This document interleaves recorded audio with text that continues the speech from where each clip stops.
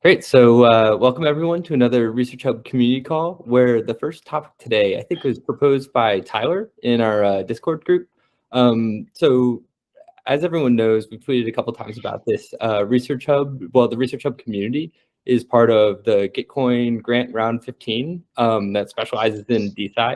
So we've got about a week left and we've done a great job so far. I think we have almost like 50 donations or 50 different donators, which is like pretty impressive for just like a week of it being out there. So yeah, I guess Tyler wanted to talk a little bit about how we can do some guerrilla marketing in order to like continue to get more donations into the community GitHub grant or Gitcoin grant. Yeah, I figured I saw how impactful that one project had an average of like $2 donations and they were in the tens of thousands of dollars matched. And so I figured, if we all have these kind of DeFi and like crypto just friends, it'd be really good to reach out to them and say, hey, if you have time and you have $2 to spare, like it would really help our content. So like personally, I've reached out to a couple of just random NFT servers that I have and a couple of friends that donated maybe, like on the order of like 5 people. But, if we all do that, it might really add up kind of quick. Yeah, totally. So when you messaged your like other NFT discords, did you like what was the content of the message? Yeah, I basically said I recently got involved with this scientific project called ResearchHub. Gave them like a one sentence introduction to who you are and like what the goal of the project is. And then I happened to mention Brian's name real quick as like a founder and link the blog post. And I kind of linked them to the website in the blog post and said, hey, we're raising money. If you want to check it out and donate, here's the link. So it's maybe like a real short paragraph, one message. Yeah, linking the blog post is a great idea. Ricardo, Jeff, and I over the weekend threw together like a quick one-pager. If anybody wants to take a look, we'll end up like stylizing this just to make it like easy to share like a Notion page for anybody who's interested. But yeah, that sounds like a great like short, succinct message. Awesome. Just one quick note. It looks like it says you need access to access that document. Just a heads up. I'll share or change the sharing settings right now. 1 second. Yeah, I have a couple things to fill in on the Gitcoin stuff. So one, I just changed the title to say that it's like the ResearchHub community, just so that it's clear that like this is kind of a community governed kind of submission for the grant. And I think ResearchHub Inc. has their own sources of funding and stuff like that. So I don't want that to impede or get confused with the fact that like the community is asking for kind of some help with some funding. The other thing, a few people have messaged on the Discord, so I wanted to fill in on the community call, which is we're part of the main round matching round, but we're not part of the DeSci matching round. It's a little odd. So before the whole thing even started, I received an email saying from them saying, your Gitcoin grant seems like it would fit in the DeSci round, and because ours existed already, I had to fill out a form that would kind of add that tag to us. So I filled out the form, heard nothing until when the thing started at September 7th. I followed up with an email with the person, didn't hear anything from them. So I just yesterday resent them an email and sent the Gitcoin support an email just to see if we're missing, like if we're like offsides in terms of eligibility somehow, or if we're slipping through the cracks. So I'll fill everybody in on that as soon as I get more information. Jeff, do you know Umar? Umar works for Gitcoin and he's in like a bunch of like DeSci circles. I can ping him and see if he knows anybody to help like, connect us to who makes those decisions. So I'll send that message right now. I think Umar, so the first email I got about the DeSci stuff was from Umar and Kaido. And Kaido is the person that they said to refer to shoot the emails. And that's who I've been trying to message, but I've gotten no response. So if you can message Umar, I think he's well plugged in there. Okay, cool. Yeah, I think I have Kaido's Telegram as well, so I'll message both of them. Oh, nice. Okay, cool. That'd be awesome.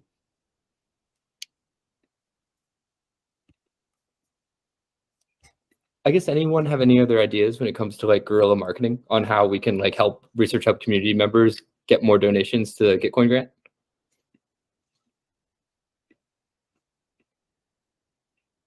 I'm wondering so it seems like the weighting of the Gitcoin grants is like very contingent on like also your like history in Gitcoin. So if you just spin up an account really quickly and just donate, the matching of that is less than if you had been kind of a Gitcoin member for a really long time. And I know you need a GitHub account to do the login. And so I'm wondering if there's like a place or a location where very GitHub centric people are available that might be kind of open to donating to the cause, since they're they probably can very easily make the Gitcoin account or already have one. And if they do have one, they've probably had it for quite some time. Yeah, it's a good idea. I know that like I think Gitcoin has a subreddit, and like there are a bunch of Ethereum subreddits, so it might be worth sharing like just on like targeted subreddits. I wonder for GitHub specifically. I think we could do some research and try and find like a Ethereum forum maybe might be a good place. Yeah, not really sure. I'd have to look into that.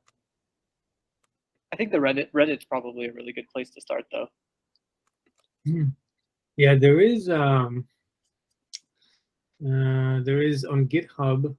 There is like they do have basically GitHub does have a page where they will list your project if GitHub thinks it's good enough to basically list it in a page where others can contribute to sponsor the project.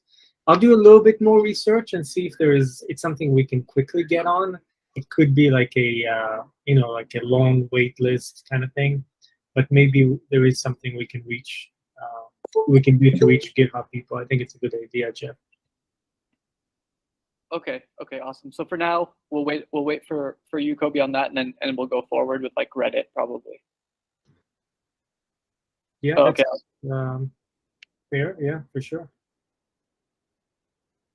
And in general, I think Twitter activity, hoping that someone big can retweet our tweets about Gitcoin, that could help tremendously. Like in general, Twitter is a really good medium for this kind of things, especially for like big accounts that may have transacted already through Gitcoin.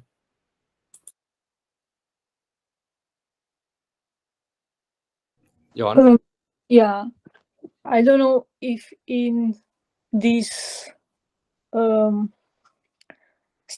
form could work, but maybe we can issue some NFTs for some features of ResearchHub. For example, a freemium subscription or... That's not allowed, unfortunately. I gotta stop you already. That's unfortunately not allowed. That's in the rules. They'll remove your entire matching fund if you do some like quid pro quo or like NFT rewards for people to donate. Yeah. Yeah, but I was not thinking about GitHub or like Gitcoin. I was thinking about something else, just to attract funds to ResearchHub. It's separate. I see. Yeah. Some other projects have like I've seen like a decentralized YouTube kind of thing that just has a donation in the top right. I've also, this is like a really good example, I think, like Signal, their primary business model is donations. So I don't know if it's like exactly what we're looking for right now, because we're still trying to figure out like how to generate revenue through ResearchHub. And I think we're like on the right track with Bounties, but there are examples of some pretty useful tools existing on purely donations. So it is something we could look into in the future. I guess any last thoughts on how we can potentially do some social marketing around the Gitcoin grant, Jeff? Maybe less of a social marketing, but I'm wondering if we would be allowed to put, just like we had the Sicon banner, if there is that banner for Gitcoin, like we could spin one up really quick, and if it's possible to put it up on the main website, I think that would garner a lot of attention too. I think we have it already, like at least the graphic material, we have it provided from Gitcoin. So we either, use it as is, or we modified it a bit and we can put it up and just connect it to a link. So this is actually a decent transition, because one of the topics in the Discord was providing feedback on the right sidebar. I think it'd be super reasonable for us to put something about the Gitcoin grant into the right sidebar. I'm not sure, Kobe, how long would that take if we like had some copy and like an icon? Oh, it'll be very quick. So you're talking about the new informational section at the top right? Yes, very quick. Let me share my screen, or I guess I have to sign into a new account to get it. Hold on.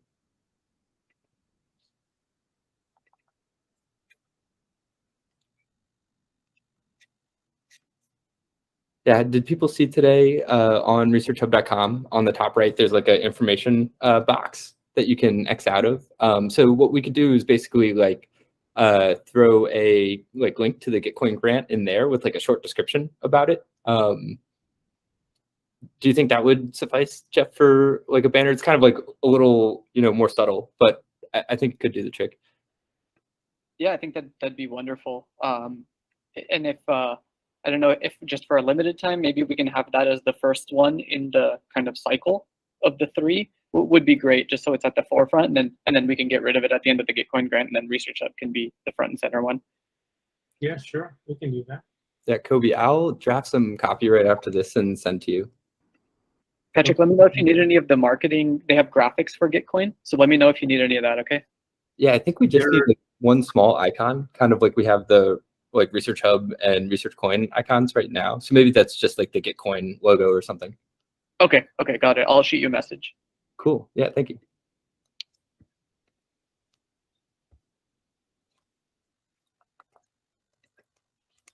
Yeah, I guess any other last thoughts on marketing for the Gitcoin grant?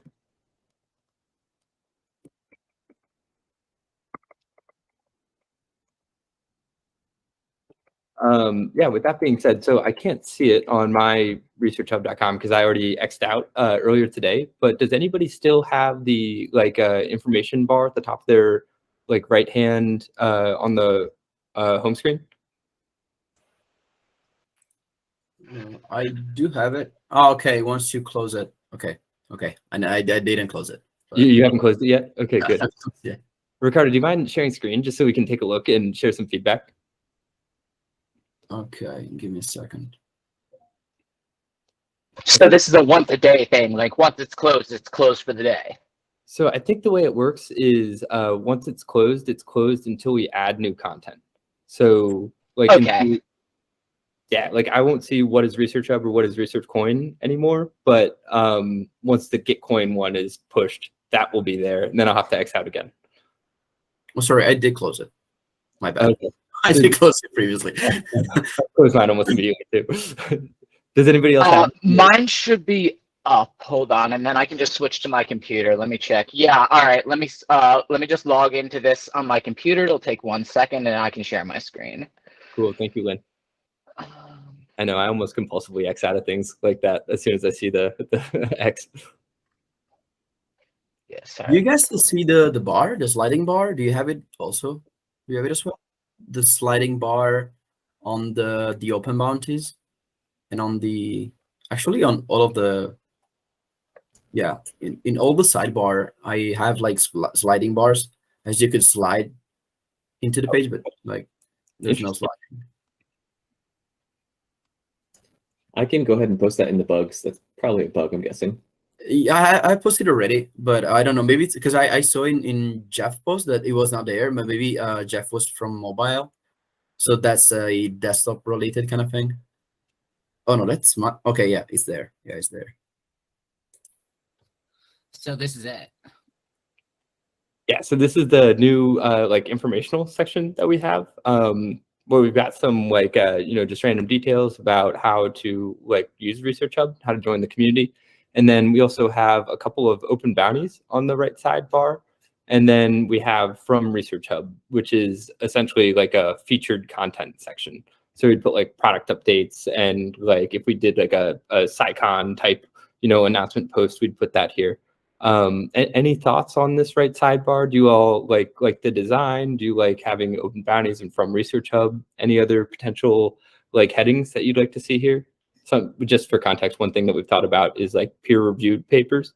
So like if it's been peer-reviewed, then it would be eligible to show up in the sidebar just to get a little bit more exposure. Yeah, I like the sidebar, and I think bounties appearing first makes sense, followed by the from ResearchHub. Okay, I really like the bar in general. I think Yeah, it's me too. really good.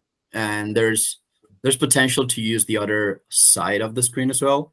Like I like the leaderboard, but maybe the trending hubs is something that is not as appealing. So there could be some more space to put, for example, the peer review ones that you just mentioned. Do you think it could be possible to like zoom in and zoom out at least the middle or like any of the sidebars? That will help a lot. So you mean like you want to be able to X out the sidebars if you don't want them there? Yeah. That's an interesting suggestion. I will definitely bring that up. I like that because, like, for me, I never really bothered to look at the trending users or trending hub, so it would be kind of cool to like be able to get rid of those and just keep, you know, this and this if that was my preference. I actually think that's a cool idea. I like it too. I know that our left sidebar, we're about to change it and have it be like the navigation for the website in general. Oh, so, cool. Yeah, I still think we're going to have like 3 columns here in addition to the left sidebar. So totally agree where that can be pretty busy and like would be very useful to be able to X out stuff. Overall, the main dashboard's looking better and better as time goes on. Nice. Yeah. Thank you. We shipped this like front page and my hubs thing last week. And then we'll also have like a live feed here too, like within the next week or so. Cool. One little like text stuff on the Research Hub in the top right corner. I think it says Research Hub, but it's separated, like 2 words. I think it's for the Research Coin. So just kind of combining the Research Hub to be 1 word. Great call. Where's he looking at? Top right, or is it top left on my end? Like the info box that says Research Coin. Yeah, like it's the first word of line 3. Line 3. You see how yours says community right now, Lynn? No, I'm total. Oh, yes, I do. Yeah, I think like flipping back to here we go. Yes. There's a good call, Jeff. Gotcha. Yeah, And then the other thing is like, and I don't know, this is not really a big deal, but like the text box actually changes in size depending on how much text is in there. So if you keep your mouse, Oh yeah, you're right. That's kind of ugly. It shifts it down. Just at something small, but yeah. Yeah, it might as well just take up the whole space, right? I guess, since you have it, and like not make it go down or something. Yeah, that's weird. I don't know. Yep, that's a great suggestion. Really, really good eyes there for sure. Yeah, definitely. I didn't notice that. Anything else? We could have hyperlinks on the. What are these bars? Just in case. Whoops. Like, why does it have these like scroll bars here? Is that that's the one we were mentioning before? Yeah. Oh, okay. Bars. I think it should be a bug. Okay. Yeah, I misheard that then. Yeah, cool. So I was saying maybe having an hyperlink on ResearchCoin, redirecting to either the new blog post could be nice, but in general, like just to expand if someone wants to learn more, just a quick hyperlink. Makes sense. Nathan?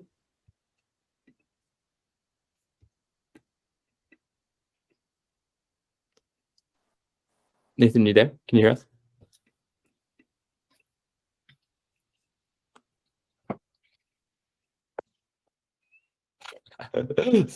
Sorry, Ricardo. I think I missed your last comment. Where do you want to see the hyperlink? Right here, I think. Sorry, talk to me. Yeah, you mentioned a hyperlink in the last comment. Sorry, I was. Oh yeah, either not in the title, maybe either first mentioning the text, or even it's also mentioned in the first one, the first card that you see. So maybe since this is the first one, yeah. So maybe even in this case here, or in both, And where would you like this to link to? Ideally to our Notion page where we explain ResearchCoin, or to the blog post that just was posted about RSC. So we have a choice there. Okay, cool. I posted one in the chat. It's got like kind of a lot of the basics of the ResearchCoin stuff that I think you posted, Pat, a while ago. Yeah, we can definitely add some kind of like informational link here. Even maybe to like the Ether scan for the token might not be the worst idea, but yeah, that's not a bad idea. I know that the contract address is also here in the Notion page you guys made, so either one I think can take someone to the right place. Okay, cool. Joanna? Do you think that trending hubs can be replaced with newest papers, or like replaced with something else, because a lot of space that does not many? Yeah, I think we're going to tweak this left sidebar here within the next couple of weeks, like moving the navigation from the top bar to the left. So we'll probably do something with this leaderboard and the trending hubs.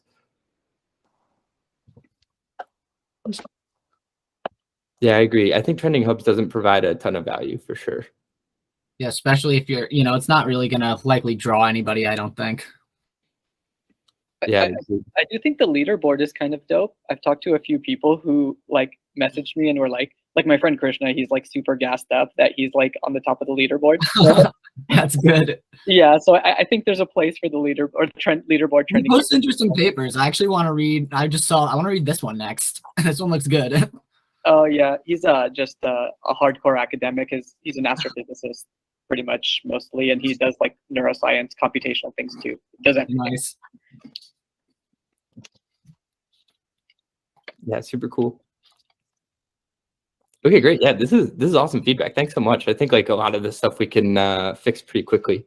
Yeah, and so the next thing that I want to talk about, unless anybody has any other ideas for the right sidebar, we had a board meeting last Friday talking about like our next major feature. And so we've decided to spend the next 3 months continuing to flesh out bounties. And so what I wanted to do is kind of similar to the process that we ran 3 months ago when deciding to work on bounties initially. I wanted to do the exact same thing, just talking about new use cases for bounties. So I'll share my screen here really quickly. Anybody who wants to contribute to this, the link is in the community call notes, but also share here as well in the chat, just in case. And so the idea here is we just want to list out all of the potential bounty use cases. So that way we can talk about them over the course of the week and eventually vote on our favorites and then present it to our team this Friday and potentially start building next week or the week after. So just a couple of ones that I threw in here to start off the conversation. We could have like dedicated peer review bounties. So maybe there's a button on a ResearchHub paper page when it's a preprint that says, I want this paper peer reviewed. And then that button takes you to a similar like pop-up as the bounties button where you can add like a ResearchCoin bounty to have the paper peer reviewed. There's a couple different things we could do to have like a dedicated peer review section. Like maybe once the bounty gets high enough, we ping an editor to help find like an appropriate person to peer review it. And then the editor gets like a cut of the bounty or something like that. Another idea could be replication bounties. So this one I think is like very exciting, but could be pretty complicated. There's a really cool website called replicationmarkets.com. And essentially it's just like prediction markets for if papers will replicate. And so we could essentially like try and encourage like gambling on if papers will replicate. And once it gets to like a certain like I guess number of people who are participating in this replication market, we could siphon off some ResearchCoin for someone else to come in and actually do the replication. This would be very complicated to get right, but I think could be very cool if we were able to get it right. Meta studies here, this is Brian's use case from a couple weeks ago, where essentially he wants to be able to create a bounty for someone to share a narrative review about a specific topic. So he asked a question that was essentially, do artificial sweeteners, like, are they healthy? And so there would basically be like a bounty for someone to come in and share like a robust review of are artificial sweeteners healthy for you? And then the last one here is basically trying to help with like private collaboration. So this is similar to Collab Tree, which is kind of like an Upwork for scientific research. The idea here is if you had like a science-related task that you needed completed, you could list it, and then we would help people basically apply and put you in contact and have them like work together in a private setting.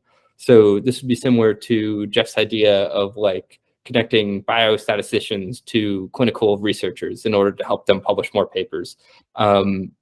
Yeah, so these are just like a couple ideas to get started. Does anybody else have any other like top level cool ideas for like potential bounty features we could build?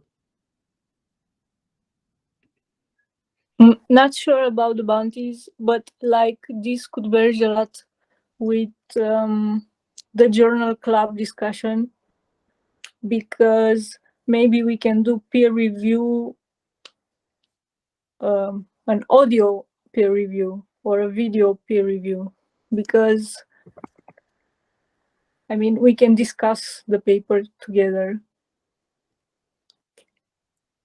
Yeah, so one thing we had talked about previously that this kind of reminds me of is like just a little bit of context. I think preprints.org, their business model is you can pay $300 and have someone create like a visual abstract for your paper.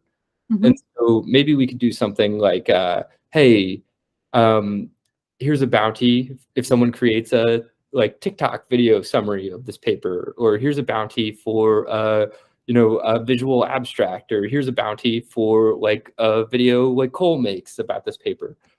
So just like other types of content around a paper, maybe that's like an audio peer review, could be pretty cool.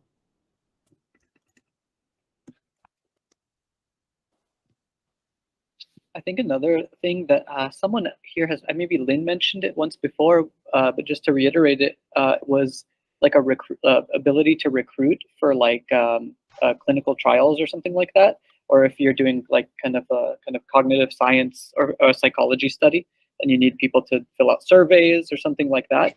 Be a really good.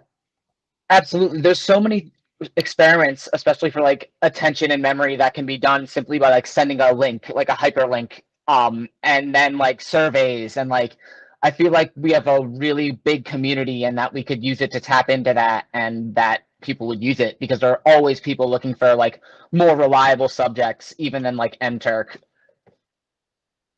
Yeah, totally. We've actually had like kind of biotechy startups approach us like wanting to use ResearchHub as a place to recruit study participants, mostly like patient communities, but that could be pretty cool. And I think I think it would resonate a lot with some of the like different projects in Web3 trying to connect like actual patients with the people doing the research on their diseases. And if we want to do replications through ResearchHub, like that could be literally a way to do it. Like if you program using like PsychoPy, you can run an experiment through Pavlovia, and like we could literally just like link it through ResearchHub to run our own replications. You know what I mean? That's way down the line, but that's also what we could use our own like in-house subject pool for, is like our own replications. Yeah, I mean that's a super cool idea. Like if we could like create bounties, somehow prioritize what studies need to be replicated and then do the replication through ResearchHub, that's like pretty killer. Yeah, I definitely don't think that's out of the realm of possibility. I was even thinking, Lynn, for like if we wanted to do a replication feature to get started, I remember you mentioning that like we could do it for like, $500 to $1,000 with certain psychology studies. And I think that would be like more than enough to get us some publicity and have more people coming in. So if we go in this direction, would definitely love to work with you on that. Yeah, I mean, $10 an hour is even better than what like most MTurk studies pay. And so like if we offered even something like a generous rate for like $10 for an hour or $12 for an hour, that's only a few $100 to get a decent, subject sample size. So yeah, we could definitely talk about that. No problem. Cool. I guess any other ideas when it comes to like potential features that we could build to just add more bounty use cases to ResearchHub? Is my What mic about the- working now? Oh, Sorry, yeah. go ahead, Nathan. sorry, I was just testing my mic. But it was just related to what Lynn was saying, which is I don't know exactly how it works in the US, but in the UK, there's a massive drive to include patient and public involvement in every grant proposal. So at the start of a study, whether it be a clinical trial or even basic science research, you need to have shown in your grant application that you've made an effort to engage all stakeholders, including patients, including clinicians, etc. And actually, in addition to recruiting trial participants and study participants themselves, they could also actually, as a smaller a smaller hurdle, actually be included as part of the patient and public involvement stage. So would this be like a bounty for grant feedback from like specific audiences? Exactly. I mean, it doesn't even need to be grant feedback. This is the thing. Patient and public involvement is so broad that actually all you need to do is evidence that you've had discussions with stakeholders about what their priorities are in your research area, and then have made an effort to include that in the study design of your proposal.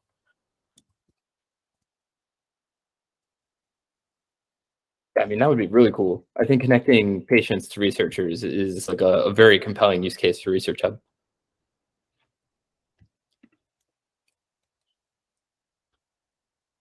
Guess anybody else with a top level idea here? Our plan just in general is to chat about all of these as a team on Wednesday. And then it would be awesome to do like another call with anybody who wanted to participate either Thursday or Friday, or even like Wednesday afternoon, just to go through all of the use cases and vote on what's everybody's favorite. Are you considering the clerical cases, like the one with OSF, for people to check for registrations and open data? Totally. Yeah, that's another really good one.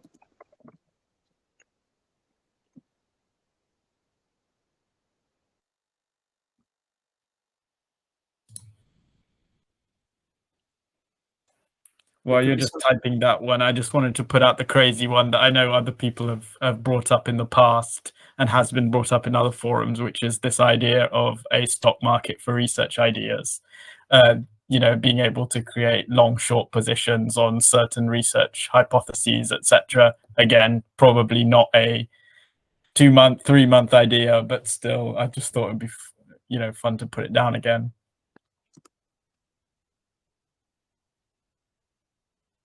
Yeah, I mean, I think that's like, I think there's something within leveraging betting for good, which could be really, really, really cool. Even I just love the idea of like, will this replicate? Yes or no? Do you want to put money on it? Like that could be pretty awesome. Like just to understand like which papers, you know, do most people think will not replicate? Just the curation there would be interesting, and I think would draw attention.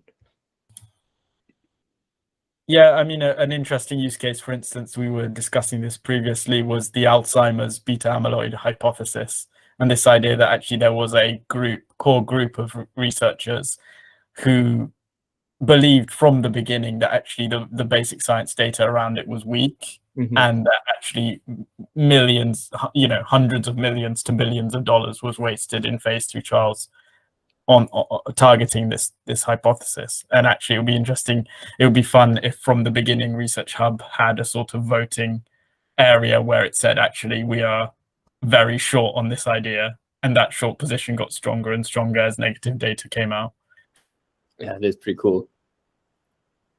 I guess, Nathan, do you have another product that's kind of similar to this that could be adapted? Like I know like Predict It is a famous prediction market. Yeah, just curious like what we could look at to help, you know, percolate the ideas here. Yeah, I know that Molecule are thinking about funding some interesting ideas in the NFTs, IP NFT space around this. I don't have a concrete example to mind, but I can certainly, with some research, look into that for you.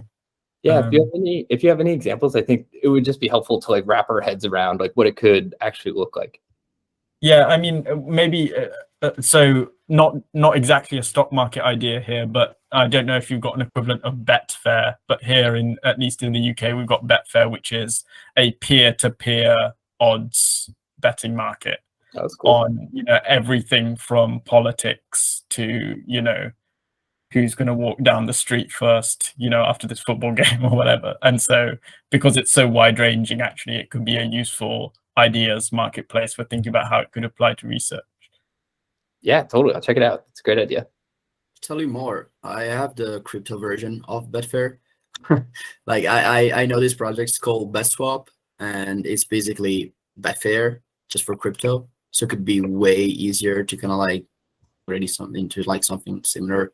So I'm in their Discord since like some months, so I could, you know, take a look around and maybe share what I find. Did I write that down right? BetSwap, Ricardo? Yeah, let me give it a second. Okay, cool. Yeah, those ones are probably a little bit more difficult even because they have to use oracles and stuff. I don't think we're going to even need any oracles for anything like this. The one thing that I'm worried about is like, you know, it's like people can almost hedge their bet by like, you know, shorting something, but then, you know, or like, and then maybe even just trying to create an irreproducible like study just to say, hey, I shorted this. I'm gonna now it's like putting out negative news that shorters do on like Tesla. So I guess there's like just something to be aware of if we do go through with that. I mean, it's a great point, Jeff. Like the game theory here, we're like guaranteed to get it wrong the first time. And so, yeah, figuring it out would, I think, be like a long-term goal. There's a famous Scott Alexander essay for Starslate Codex where he talks about like idealist science or something like that. And it's basically like a prediction market for hypotheses. So I will grab that blog and share it in Discord for anyone who wants to check out. But yeah, I think the idea is like super compelling. And if we could execute on it, would be, yeah, just betting on stuff is so low barrier, and I think you could get like the average person, everybody has opinions on science and stuff. Like if you could get the average person to like put their money where their mouth is, I think it'd be pretty cool. Yeah, one thing I'd add is if the argument is that the market could become inefficient based on short data. I mean, the current market is very, very inefficient because the idea, the barrier to entry for even making a view available is based on a small committee of editors of certain journals that may themselves have an agenda anyway. So I don't think you can get any more inefficient than the current system.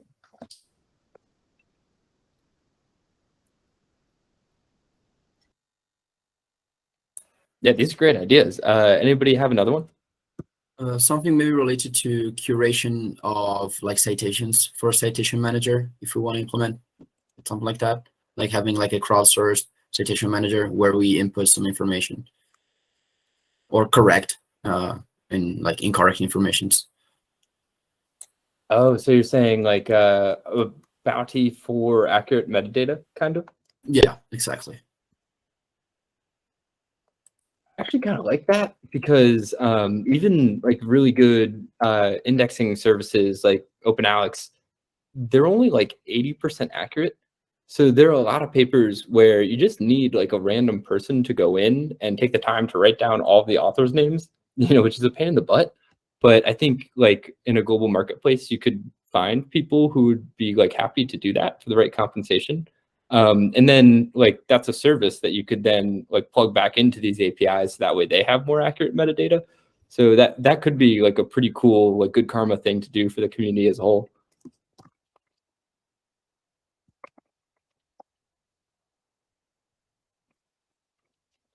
I think Cole has his hand up.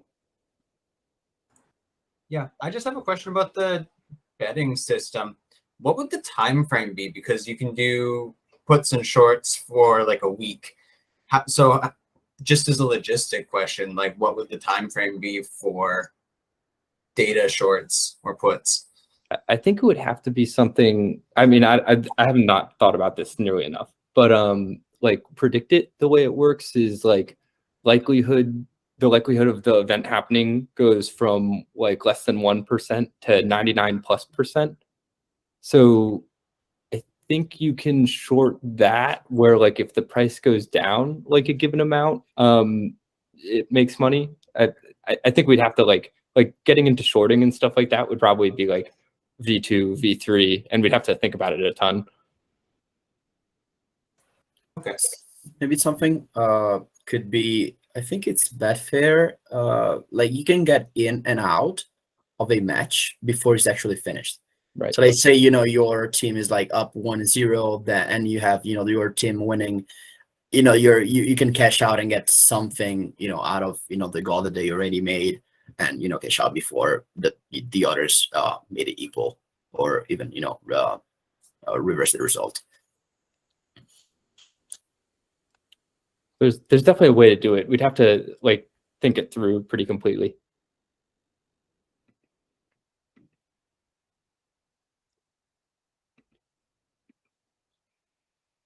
Yeah, any other ideas here?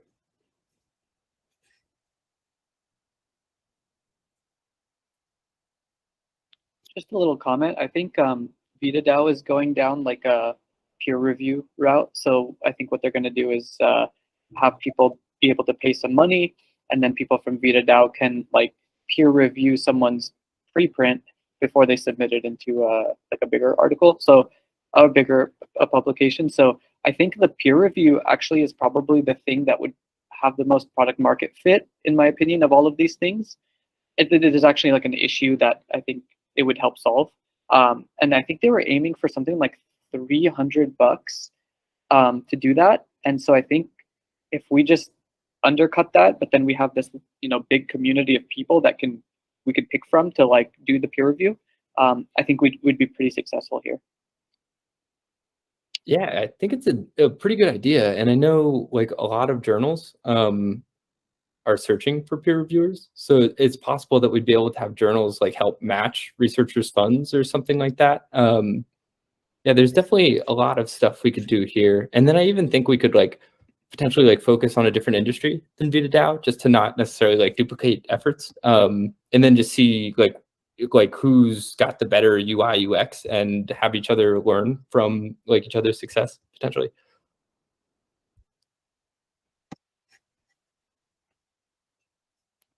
Cool.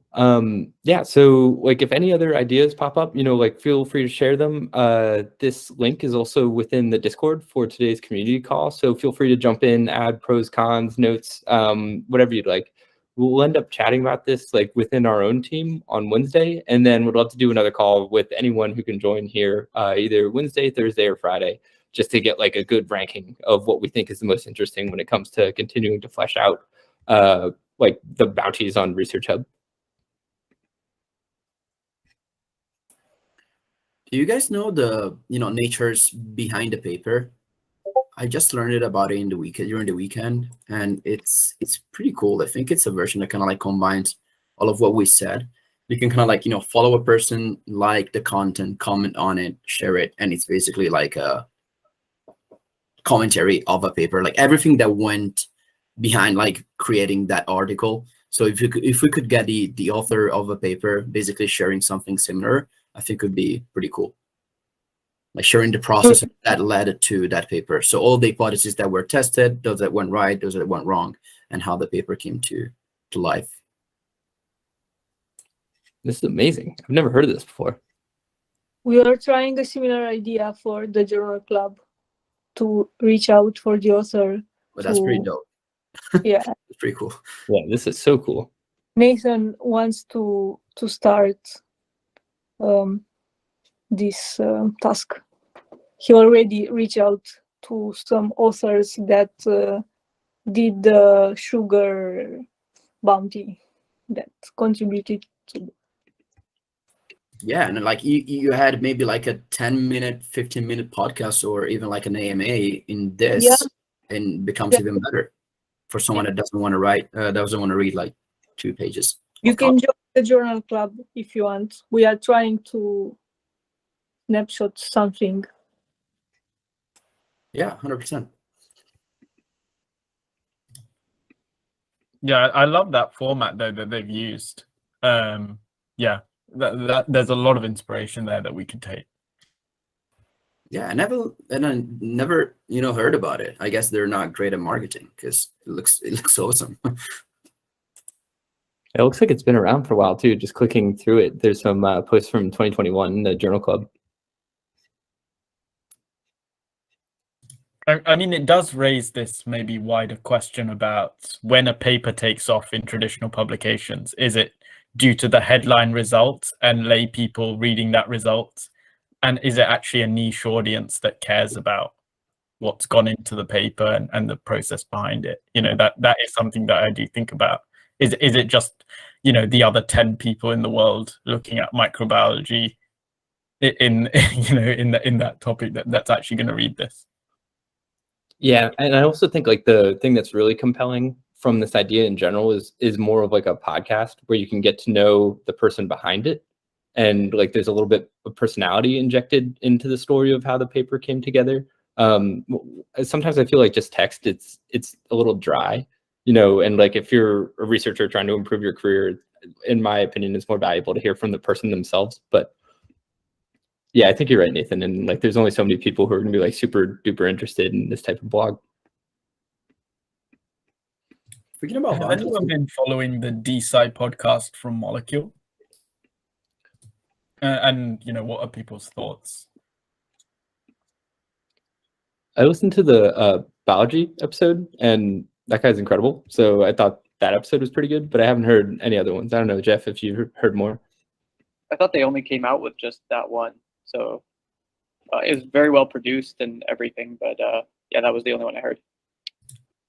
Yeah, I think they've done three episodes or something like that so far. But Balaji's was by far the most high profile. There are like a couple of science podcasts that are pretty good, like Everything Hurts. There are like 3 or 4 of them that I think are pretty quality. We could like put together a podcast as a community. They're pretty hard to do though.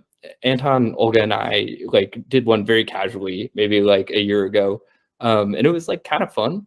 But like you need to like prep a lot in order to have like a hour-long conversation about a paper. Like it probably takes like 8 hours beforehand, like to really dig into the paper, think of interesting content or concepts, like look up background, make sure that you're like not spewing nonsense. Yeah, it's a lot of work. So we could do something like that, but it would be like kind of a part-time job for a couple of people. Joanna? Yeah, we were thinking to schedule bi-weekly the papers and the speakers. And I think Nathan and Sadvik and maybe myself or other persons, Tyler, or other persons who want to help, we can schedule something like questions or peer review, pre-peer. Yeah, I love this idea because you bring the expert on and they don't have to prepare to talk about their own research. And I always think the best podcasts are when like the hosts are like, we're kind of dumb. We don't know what we're talking about. We're just here to have fun. And then they bring on the expert to be like the authority on whatever the subject matter is. And the hosts are more like injecting personality to make it fun to listen to. Yes. What does it say, Jeff? We're lucky to get community generated.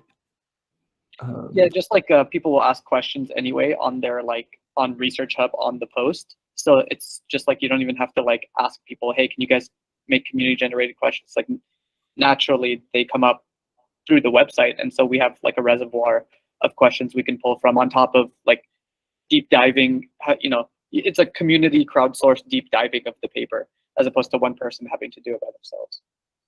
Yeah, totally. And Joanna and Nathan, whenever you guys like have your first AMA scheduled, let us know and we'll just spam it everywhere so that we can get as many comments as possible on the paper beforehand.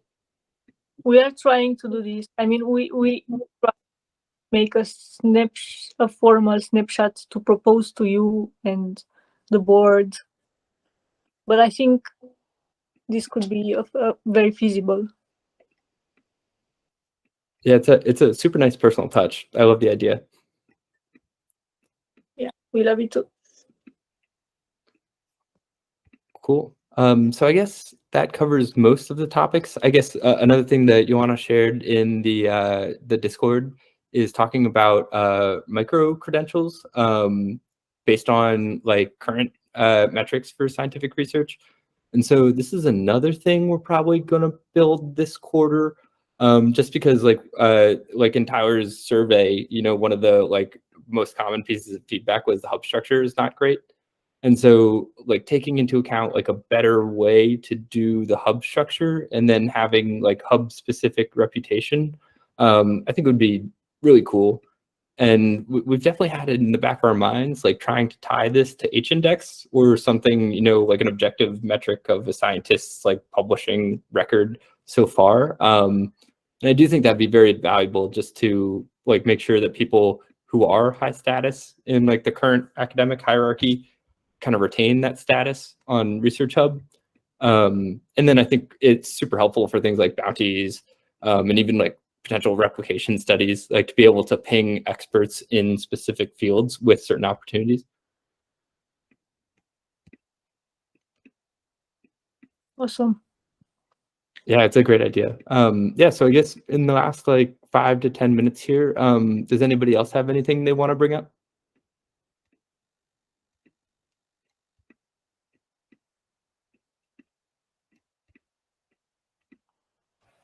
Crazy idea for the bounties. Is there a possibility for anything related to like anything that went wrong in an experiment? Like I tested this hypothesis and it didn't go as expected, and these were my results, because he never published them. But there's a lot of lot of insights that could go into wrong results or things that didn't work. But I don't know. It could be difficult to get it right, but there could be something there. So No, like, it's a great idea. Just to add something, yeah, that's sometimes referred to as a death drawer problem, right? Where uninteresting results or insufficient results are not published, and people keep replicating or reproducing the same stuff without knowing that it has been done and it failed. So I don't know if it should be done via bounties or just via empowering the community to share these bits that do not constitute an entire article but are good enough as a poster presentation or something. But it could be interesting if it's a bounty, for sure. yeah, in your mind, what would that look like, Ricardo? Because I do think like negative results are a very interesting idea to be able to encourage people to share them. Yeah, I don't know. It should be something like we reward you for sharing some of your notes, because most of the time it's your notes that have all of those results that you just did not put into the paper.